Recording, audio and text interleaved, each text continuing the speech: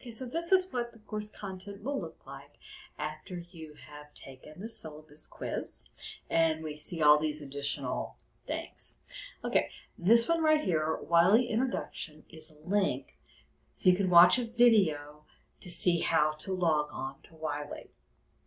If I've got this set up correctly, I believe you've already paid your fees to use the book and all the software associated when you paid your tuition. Up here, we've got Wiley course resources. And once you've logged in, you'll be able to see this page. This is your textbook. I'm not able to take you there because I'm not a student and it won't click on it correctly. This is a manual that you can buy. It has all the solutions. You can click on the different resources on how to use Wiley, how to get started, helps and tips. Mainly these are general studying tips. How to succeed in this course. Talks about adaptive assignments and support.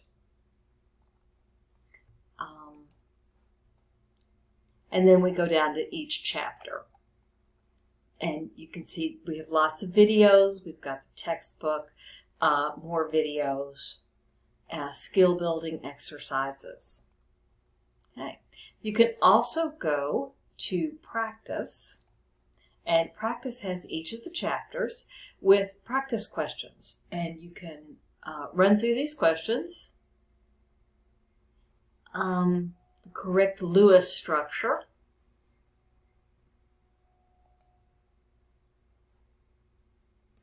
and I want to get this one wrong. I'm going to guess that it has a double bond between the two carbons. And we'll submit that. And indeed, I'm incorrect. It shows you the correct answer. Okay, so you can figure out what you're doing wrong. All right.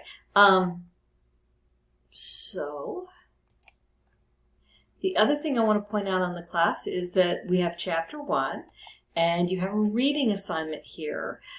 You'll also get your homework should appear underneath the chapter headings. And very soon there will be some homework here for you for Chapter 1. I look forward to seeing you in class on Monday.